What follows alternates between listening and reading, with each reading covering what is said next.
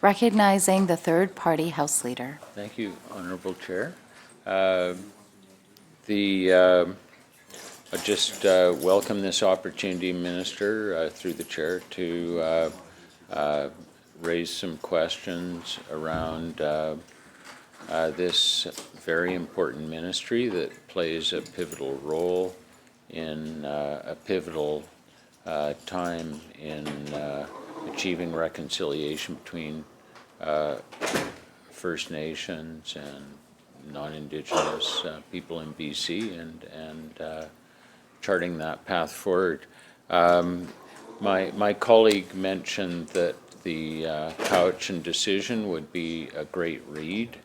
For those that don't have time to read 800 pages of single line type, I do, since many people are listening right now, do definitely commend reading Professor James Hickling's a review of the decision. He's a professor at the Allard School of Law, UBC, and it's a very straightforward, relatable, understandable explanation of the decision. I also am going to do what I can to resist the temptation to turn this into a litigation strategy discussion. Seemed headed that way a couple times this afternoon, and as a lawyer who practiced for 25 years in the Indigenous space, working for First Nations, there's nothing more that I would like to do than enter into a discussion, but I'm going to resist that temptation. There's a series of questions, and if I don't get through all the questions, maybe I'll read some in at the end. My first question really relates to the work nations need have in front of them to be able to have the capacity to engage. And we know there's multiple avenues for establishing co-governance between First Nations and the provincial government, from modern treaties, Section 6 and 7 agreements under DRIPA, and many other creative ways. And these processes exist in the expectation that First Nations, large and small, rural and urban, will have the resources necessary to participate in those tables and effectively work across the table to find that good faith agreement to ensure they're able to act on their constitutionally protected inherent rights to self-government and self-determination. And my observation is that the vast majority of avenues that are available through negotiations, through agreements and other initiatives are frankly significantly underfunded. And for many nations, it's a real challenge to make use of these processes, and that creates a degree of frustration, and the tables are often underutilized, and that has knock-on effects, because if we're not making progress and if we're not able to reach agreements, then there's the risk that the public will lose confidence in the process, and in some cases we end up with a much more costly approach of needing to resort to litigation. So given this, and through the chair, can the minister confirm how much money is allocated under the treaty and other agreements funding to support and conduct treaty and reconciliation tables, including but not limited to modern land treaty negotiations and Section 6 and 7 agreements under DRIPA? And how much funding has been allocated towards supporting these negotiation tables in this year's budget compared to last year? Thank you. Minister. Thank you. If I might request, and certainly we will get back to the member for answer to his question, but if we might request a 5-minute recess. Yeah, why don't we make that 10 minutes? But members, we do certainly expect you to be back at 4:57, no later.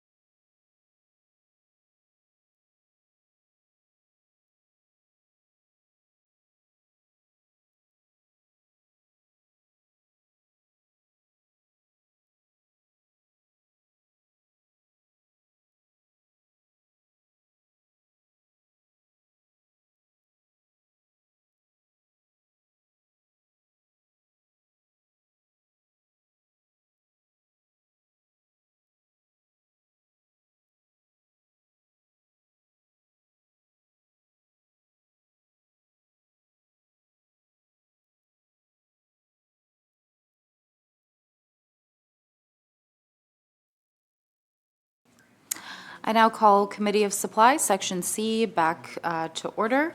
We are currently considering the budget estimates of the Ministry of Indigenous Relations and Reconciliation.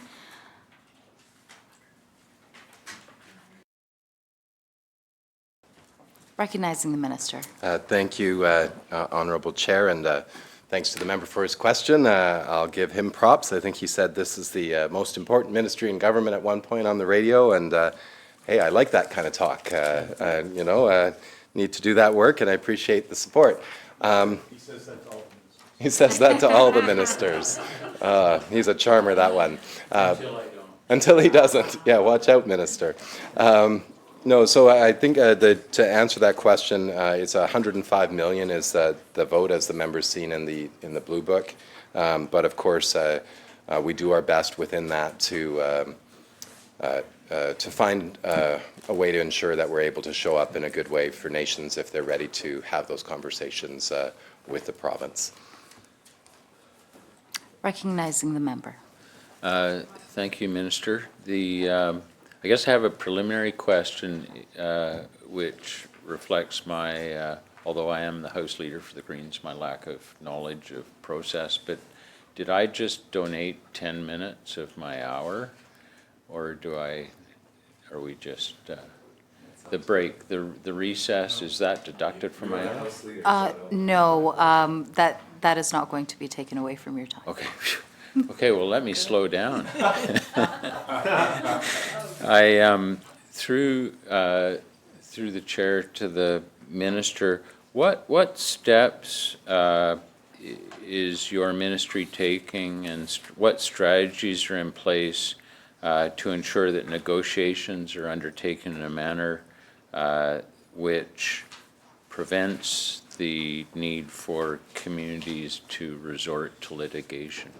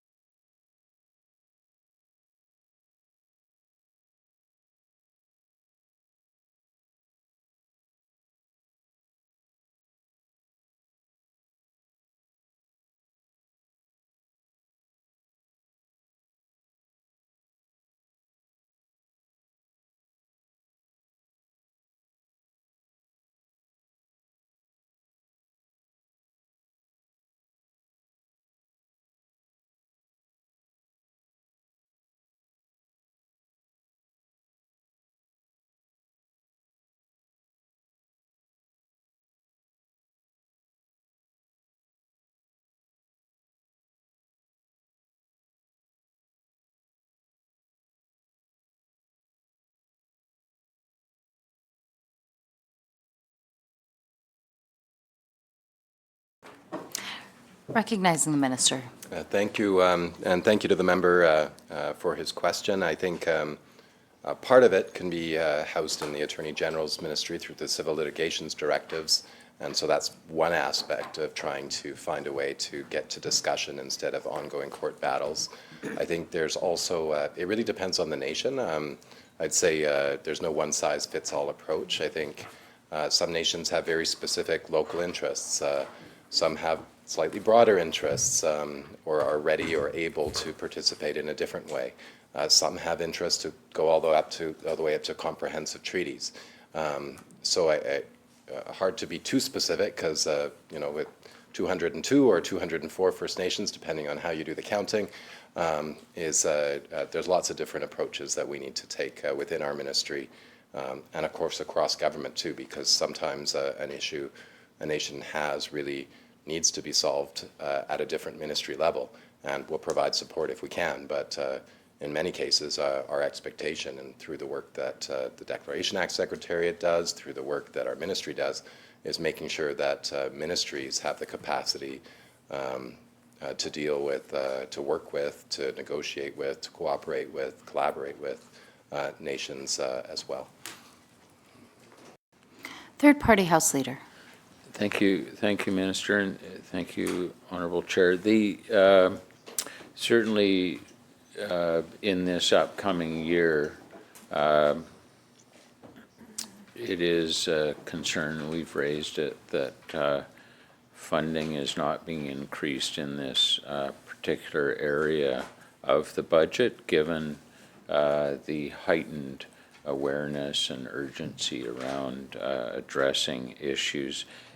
Another aspect that we'd like to explore is really the events of the last few months, where frankly, untrue narratives have been allowed to proliferate throughout the province regarding the facts, the application, the outcomes of the Cowichan Tribes decision, Gitsela ruling, application of DRIPA, and now the Musqueam agreement. And there's certainly what we see is that these narratives have been allowed to develop,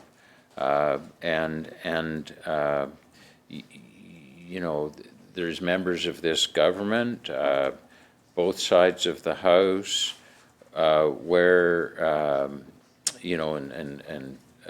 a move to make statements quickly on issues, a lack of information and transparency. And I mean, I was at the meeting in Richmond we discussed earlier this afternoon, and the lack of information really fed a fear in the community. And so a lot of British Columbians are left confused and worried about how critical laws and court precedents surround Indigenous reconciliation. And some of us around this table have had the benefit of being thoroughly briefed on that, or have spent time working in the area. But most people haven't. And I certainly wouldn't suggest they listen to question period to find out how the Cowichan decision or other decisions ought to be dealt with.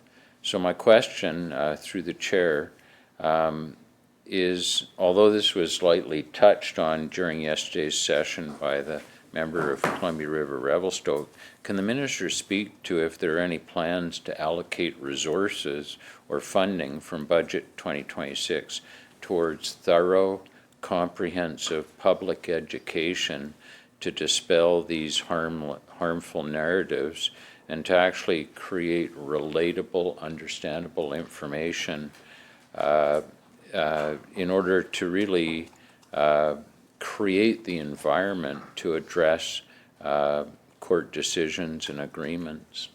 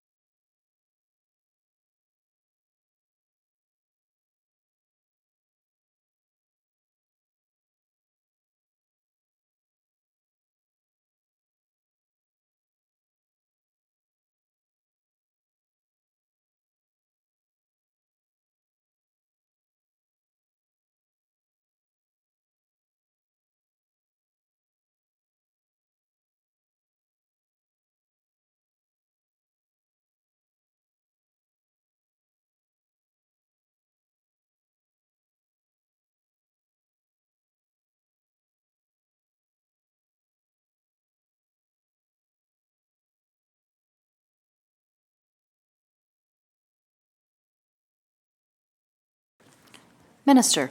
Thank you, Honourable Chair. I agree with the member about the challenges of misinformation, the disinformation, the challenges of torquing things to try and make them look like they mean something else to get people upset and concerned. And I think in the age of social media and clicks and clickbait and so on, there seems to be an increased desire, I guess it's the algorithm or whatever, to get that attention right at the front end. And what attracts attention on the front end? Fear and anger. And so unfortunately, and it's deeply upsetting because there are real world impacts to these. There are the racism facing First Nations people right now is much higher than it was a few years ago. And you hear about it when you talk to First Nations people about what happens in the grocery store, what happens on the street, what happens at the playground. And so I think it's incumbent, or it's something that we all, I would hope, would take on as leaders in our communities.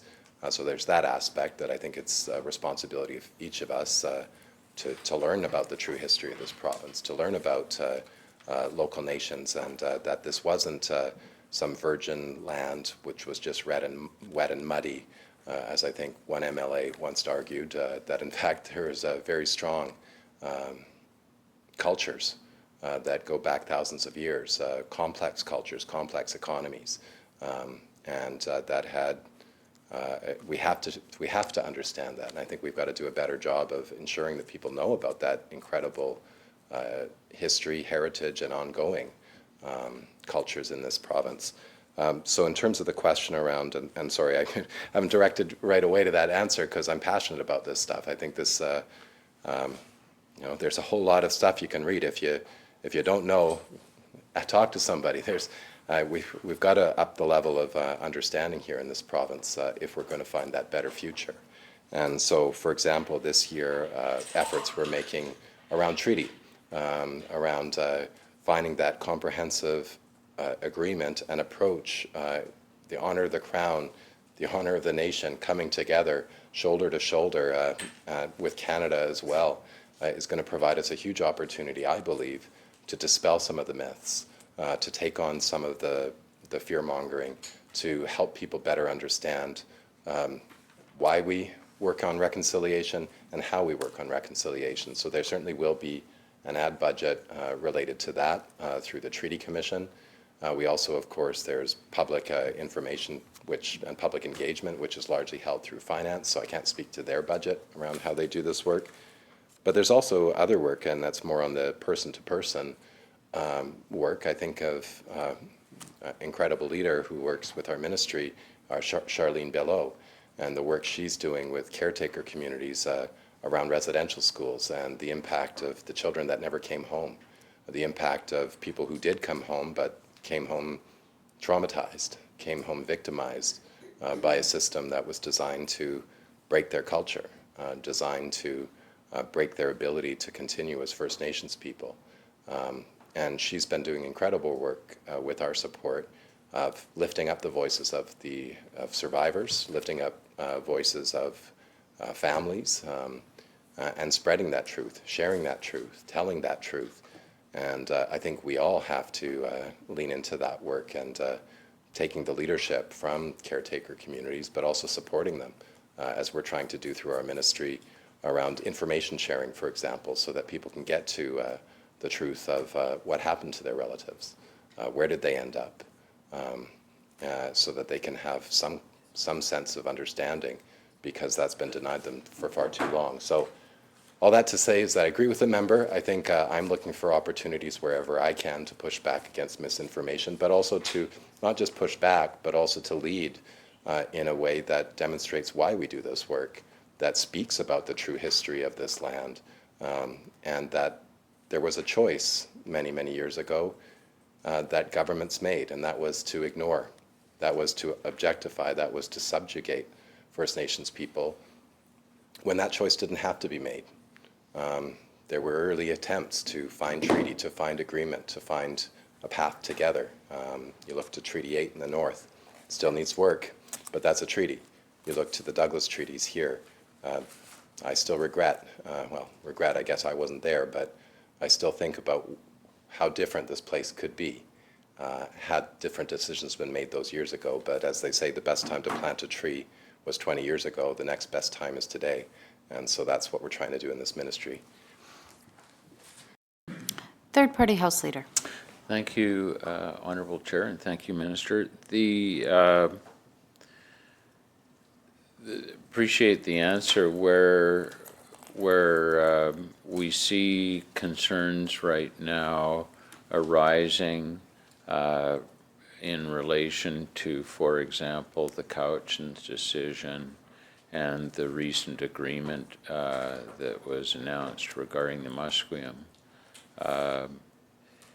Seems to me that the provincial crown could, certainly some community members will be involved, but in order to ensure that there's a consistent, well-resourced opportunity for community members to find out about these decisions and ask questions and get answers, would the ministry consider maybe working with other ministries to help create a framework and perhaps provide some seed funding to support community meetings and helping to resource those in terms of the folks that would be speaking at those meetings. I can see, for example, in my riding of Saanich North and the Islands, that there would be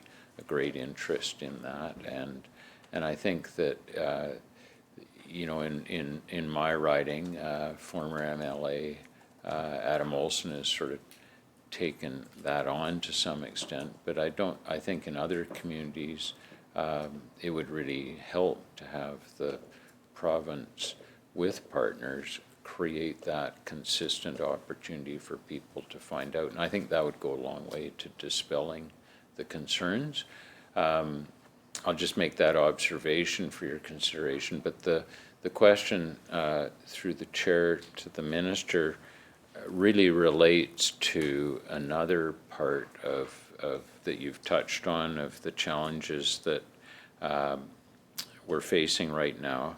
And so I'm wondering if the ministry is committed any of this year's budget to support communities that are combating and healing from the misinformation and disinformation and the racism that has proliferated, because there are First Nations communities throughout the province who are bearing the brunt of the pushback and the racism that the narrative that some have brought forward has created. So my question really is, are there some funds, is there some funding in your budget to support communities as they deal with the fallout from this fear-based narrative?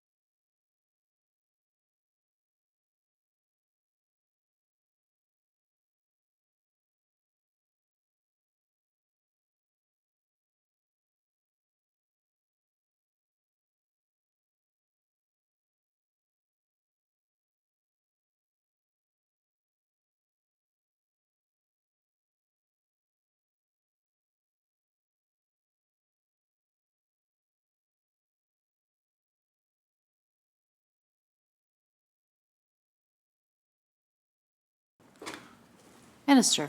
Thank you. We do ongoing work to better understand how we can support, for example, caretaker communities around residential school denialism, working to better understand what their needs are. We also work cross-ministry, multi-ministry, all ministries as best as we can to ensure that both staff understand better the history of this land. For example, we did a staff briefing where staff had the opportunity to both watch sugarcane, get a better sense of that residential school experience, to ask questions so that they're prepared. We also do that work in other ministries, and they can speak more specifically to it about the training that they provide, out in the field, the work that they're trying to do to better ensure that if people are working with Indigenous communities, that they understand cultural competency and that those kinds of things are improved, so people are not coming in with assumptions and those sort of things. I think there's work. We have staff all across this province who, when we make decisions or when we're looking to do consultations or engagement around potential decisions, where they will attend things like town halls. I can say right now, around the upcoming treaties, there's been engagement in communities, town hall kind of approach where there's questions asked, there's open house kind of approach, another way to engage it. We're working with the Attorney General on the Anti-Racism Act, the action plan. So that may be another place the member may want to discuss these issues too, because he's right, it's not, if it's just the Ministry of Indigenous Relations and Reconciliation trying to do this work, we will not get far enough, and we will not get enough support in community. But it has to be all of us, I think, or most of us, because I know some people are actively pushing against the work we're trying to do.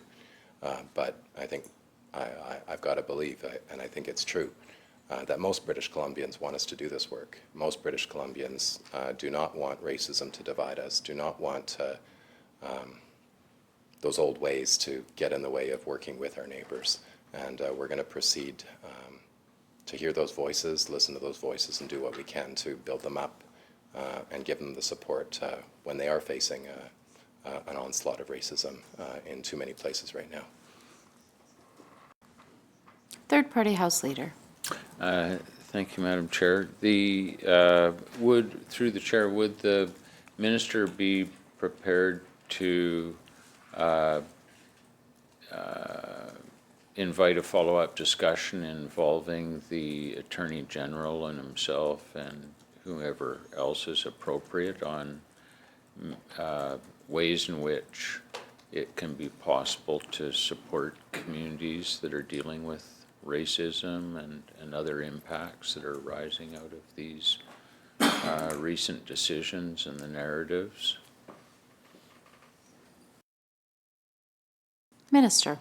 Thank you, Honourable Chair. Certainly happy to continue to work with the Attorney General around these questions. I think, yes. Third Party House Leader.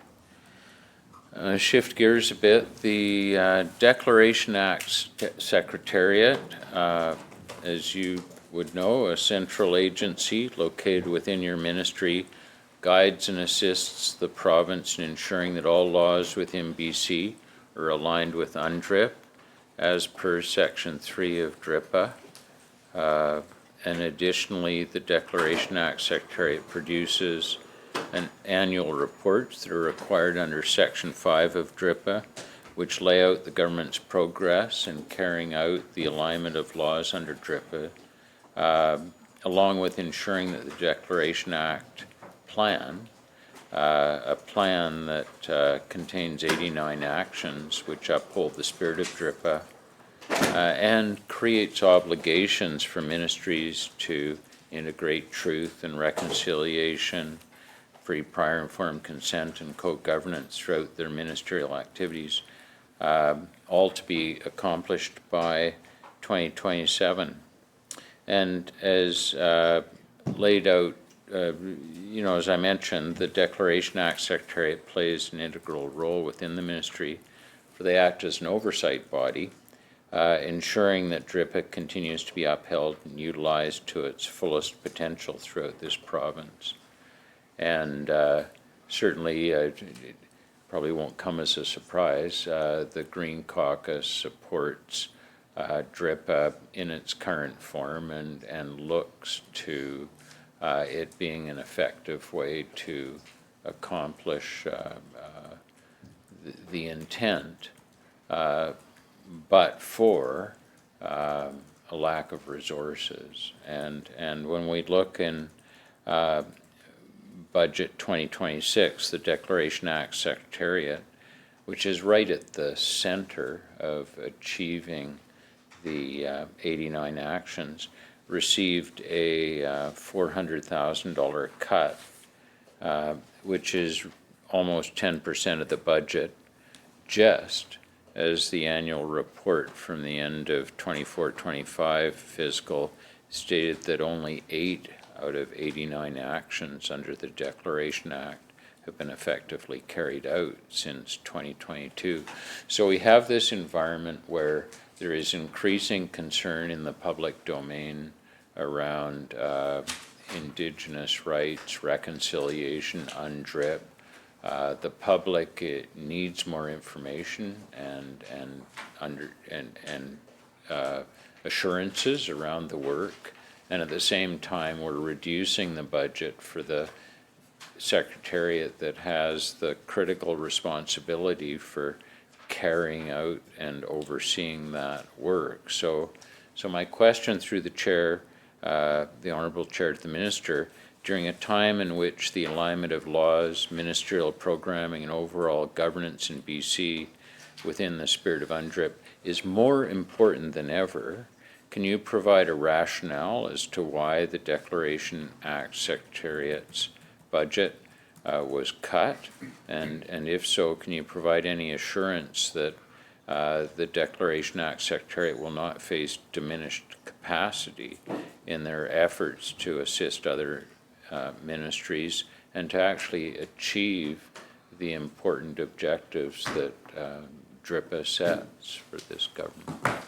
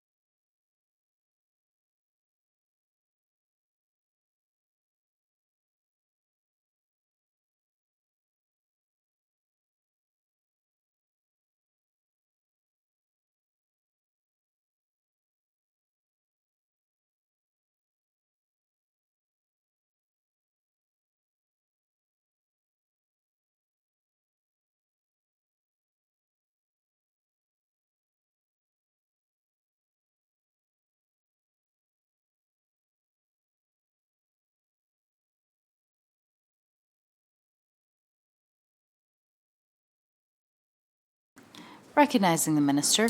Thank you, Honourable Chair. The member knows, I think, that all of government has looked at cost reduction, looked at tightening up how we do our operations out of respect for the fiscal situation that we are currently in.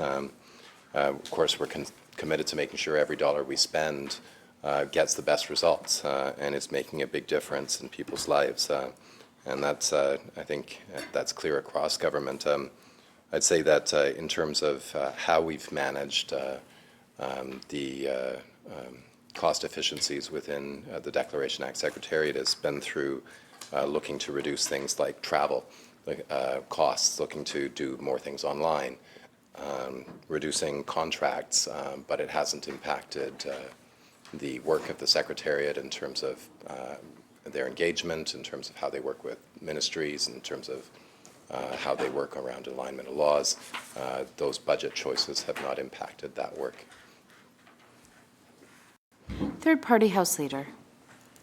Thank you, Minister, and thank you, Madam Chair. The fact remains that the existing budget and existing level of resources has left us as British Columbians in a place where just at the time that the public needs to see more action and more resolution and more agreements reached than ever, we've only achieved 8 of 89 actions. And so my question through the Honourable Chair to the Minister is, what is your plan to achieve the other 81? What's the timetable? What's the plan? And I very much appreciate some understanding of how, when we've only accomplished 8 of 89 with this budget, how we're going to accomplish 81 more with a reduced budget. Recognizing the Minister. Thank you, Honourable Chair. We talked about this yesterday in the estimates process and kind of went through the action plan and went through how many items and where we're at. We're at currently 78 out of the 89 actions. Reporting is underway or complete, so we are making consistent progress. It is reported yearly, and with information that, and clearly as we announced this, as we did this work, this is 2022 to 2027 is the action plan dates. We're not quite to the end of 2027, but also these are systemic changes. We've been clear that some of these require other changes before the others can take place. So there's a phased approach to these. They're also work that may go beyond 2027. And I think because it's not just work that the province does by ourselves. This is work we do in many cases with nations, where nations provide advice around how do we meet the test, how do we do the work, and that will continue. So now we are entering into a review process where we're looking at the action plan. We're looking at how do we make sure it provides the information that the people who are interested in the action plan can find out where we're at. They can provide advice on, if they think we're meeting the test or not. And then we can renew it. I think that this is ongoing work, and I'm encouraged by the work ministries have taken on this. But the member, if he's interested, as I'm sure he'll be up in many ministry estimates, could certainly ask each ministry around where they're at on their action plan items, because this is not work that's held only within the Ministry of Indigenous Relations and Reconciliation. It's a cross-government work. And so while some actions are discrete and very much time-bound and can be accomplished in a short term, others really relate to core functions and systems change.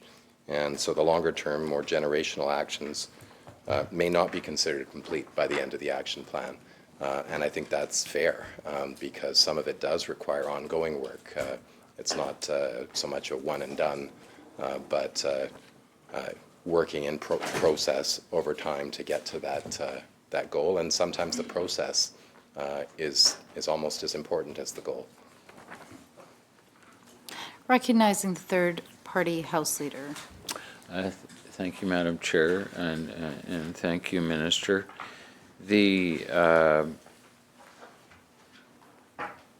I'd like to move to a question around how we can foster fulsome collaboration and co-governance.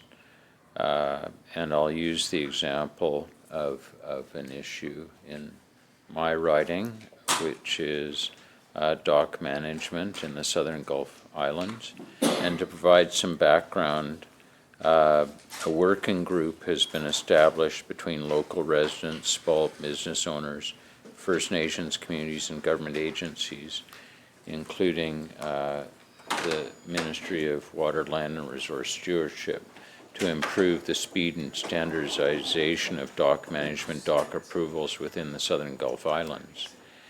And my experience with the Ministry of Indigenous Relations is that you play a critical role as a ministry with a lot of experience in how to ensure that these sorts of processes work.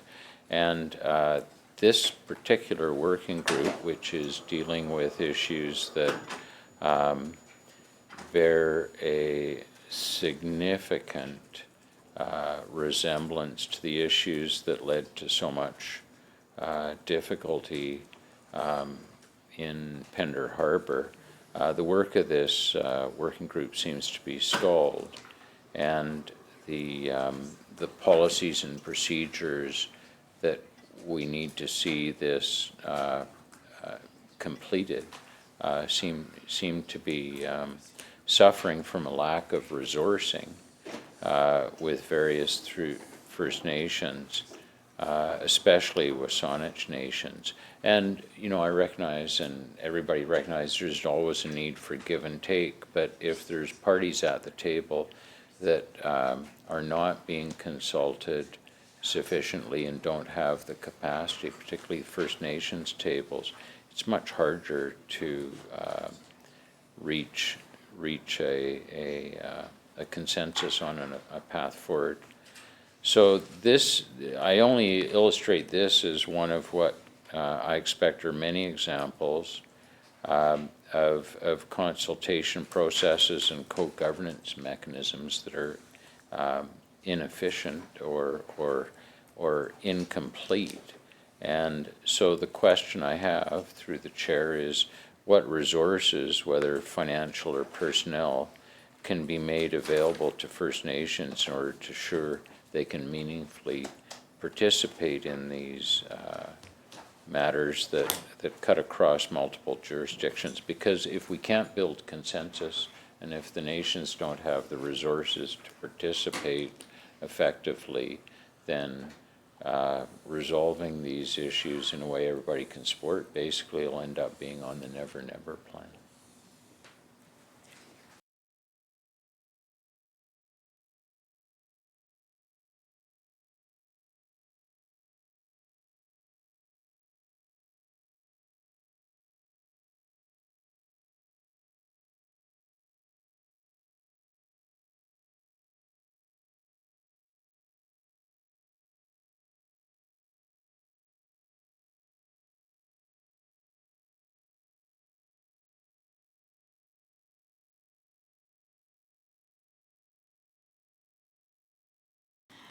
Recognizing the minister. Thank you, Honourable Chair.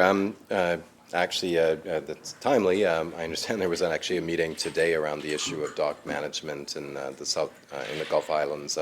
My Assistant Deputy Minister was part of that. That table is being led and being funded through the Ministry of Water, Land, Resource Stewardship. So if there are more specific questions around that piece, that's being led there. Of course, we're supporting as best as we're able. But when it comes to kind of those land-based, resource-based kind of approaches, a lot of that ends up being through Waterlands or potentially environment, potentially other ministries. But certainly we play a supporting role as best as we can.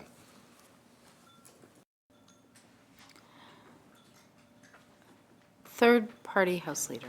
Thank you, Madam Chair. Thank you, Minister. The Caucasian Tribes decision, which, as we all know, was released in August last year, determined that descendants of the historic Caucasian Nation, including Caucasian Tribe, Chemainus, Penelakut, Halalt, have established rights and title over a portion of the lands in and around the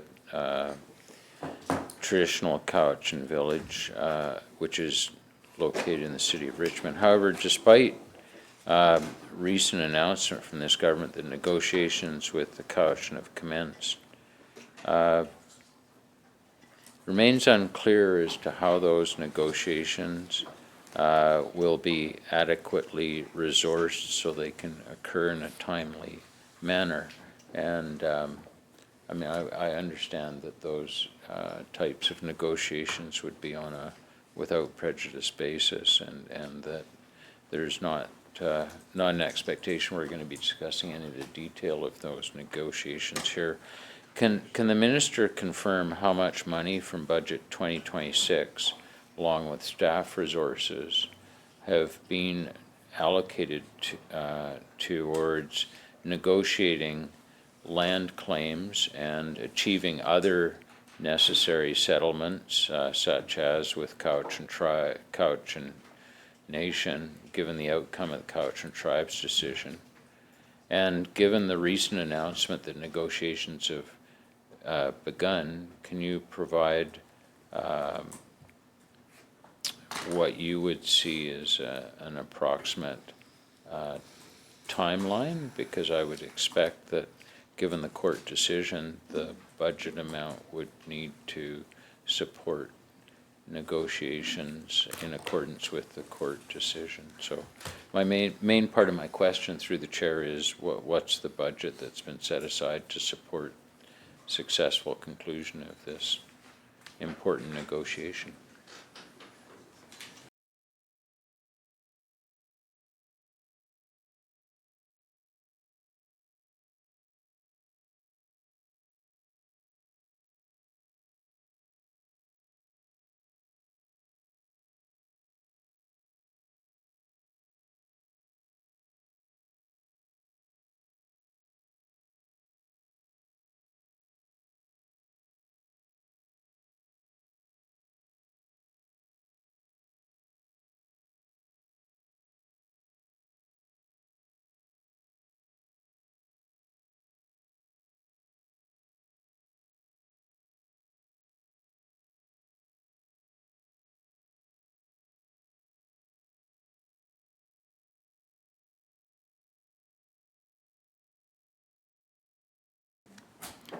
Recognizing the minister.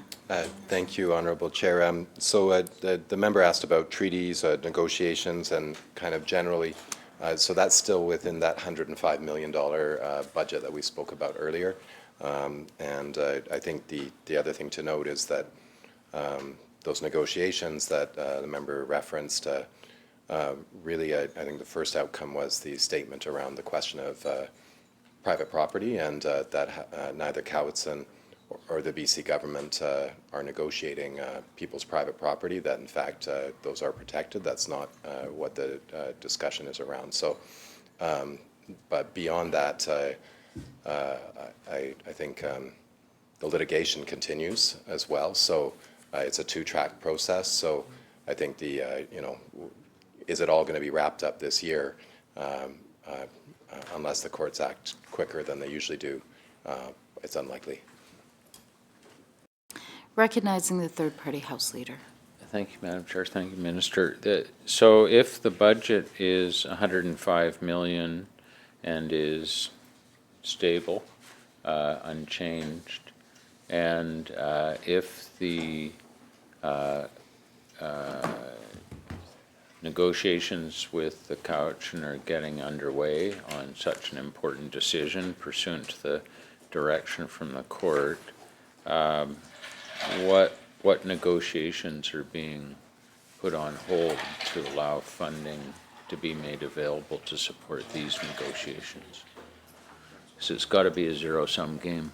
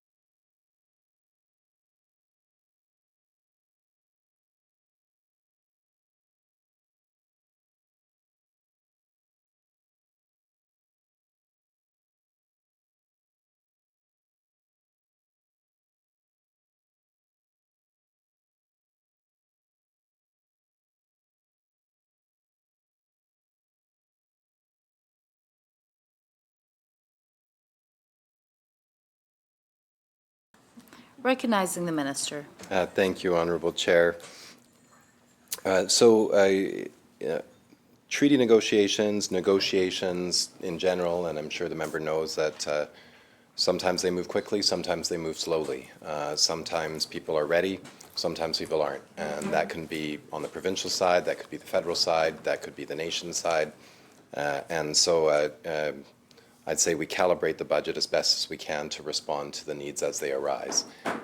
And that sometimes means that you move forward faster because someone's ready, as opposed to not moving forward as quickly because somebody needs more time to do their work. So that's the approach we take here. It's a dynamic approach that we have to toggle up, toggle down, as you might think you're getting close to an agreement, but in the end you're not going to reach that, and maybe it won't happen for another year. So then in some cases that means resources move to somewhere else where people are more ready to go. But it's trying to be efficient with the public dollar and make sure it gets the staff, because it's mostly people, and they work, as the member I'm sure knows, long hours, and they're very focused and they're committed. They've joined the Ministry of Indigenous Relations and Reconciliation because they believe in the work and they want this work to succeed. And so certainly are doing whatever they can to be efficient with the time they have and planning ahead. Some of it's planning ahead so that we don't have to be so reactive, because there's so many negotiations, so many different opportunities across the province and amongst different ministries as well, that it really does take focused leadership and disciplined leadership to make sure we're doing as much as we can with what we have. And I commend my team. I'm amazed at how much they are able to find a path for, because I feel like I keep adding more to their pile, and they seem to find a way of making it happen. Third party House Leader. Thank you, Madam Chair. Thank you, Minister. From December onward, Premier Eby has made multiple comments stating your government's plan to amend DRIPA, and that courts should not have the sole ability to determine what reconciliation means or how it is undertaken. My question through the Honourable Chair to the Minister is, what funding within the Ministry's budget over the next fiscal year has been allocated to consult and engage with First Nations communities on prospective amendments to DRIPA? And can the Ministry comment on how negotiations already have and will continue to be undertaken with this funding in mind?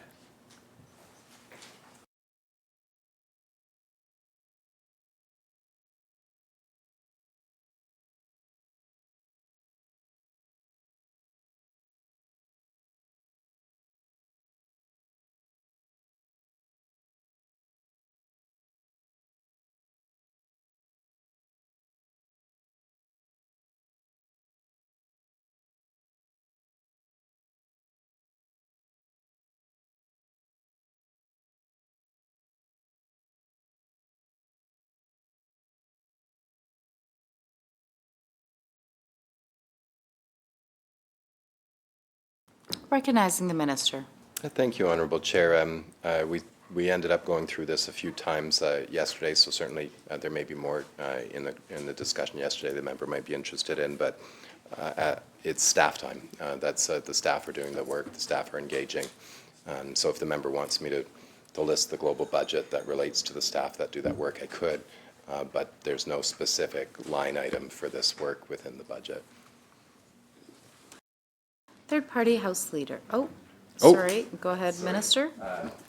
Late breaking, no. I'm going to say, no, it's not quite as exciting as all that, but there is also engagement work happening through the Premier's office. That's not within our budget, so we can't speak to that work, but there is work at that stage through the Premier's office. And now the third party House Leader. Thank you, Madam Chair. Thank you, Minister. In December 2024, the Lil'wat and Nequaqua First Nations, which are situated within the member for West Vancouver Sea to Skies riding, informed the Ministry of Environment and Parks of their 2025 closure dates. a park which is located approximately 35 kilometers east of Pemberton. These annual closures are for reconnection for the nations to carry out cultural practices and to allow the area to recover from the effects of mass tourism. The ministry did not announce until weeks before the park's scheduled closure in September that they would be rejecting the nation's dates, with the ministry unilaterally deciding when to close the park in accordance with their own wishes rather than those expressed by the First Nations many months prior. My question through Madam Chair to the Minister is, will the Ministry of Indigenous Relations and Reconciliation get involved, given how the Ministry of Environment and Parks handled the disagreement and the breakdown of trust between the ministry and the nations in 2025? And is the ministry committed to allocating any funding or staff resources delegated to them under Budget 2026 to support public understanding about the nation's reconnection periods in the Joffre Lakes Provincial Park, including the history behind their necessity and their significance within these First Nations communities?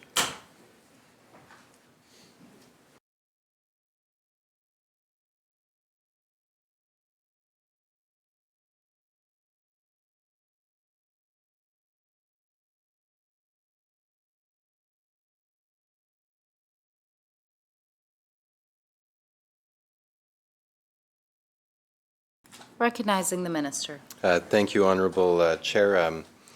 This work is being led by, and I think the member would understand, by the Ministry of Environment, Minister of Environment, BC Parks, and they will continue to be the lead on that work with the Quaqua and Lil'wat nations.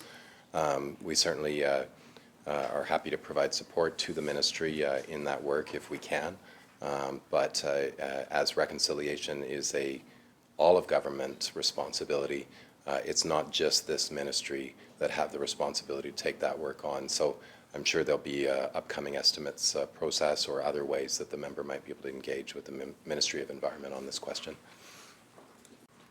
Third-party House Leader. Thank you, Madam Chair, and thank you, Minister. I think that, and I've said this in previous estimates, that you have the most important ministry in this government. I've never said that of the Minister of Energy, although I've been tempted sometimes. But I would say that you play a critical role, because when there's a breakdown in the relationship between nations and another ministry, you're uniquely positioned with the benefit of the expertise of the staff within your ministry to play a really productive role in overcoming those breaks, because we're all here to stay. I want to thank your staff and you, Minister, for taking the time today to answer the questions we have, and very much wish everybody well in 2026. Thank you. Recognizing the minister. Thank you very much. I just want to thank third-party House Leader for your interventions, for the questions that you shared with us today. And I made the offer to the opposition critic, but I should make it here as well to the member that as questions arise, and I know we've already had one meeting, I'm sure we'll have more, but if things come up in his community or in the province that he sees as something we should be aware of, we should be involved in, or we just need to not be involved in. You know, there's a variety of ways. We're certainly happy to hear from him. We're happy to brief and provide briefings as necessary as well. And I look forward to an ongoing good collaborative relationship. And thank him for the questions.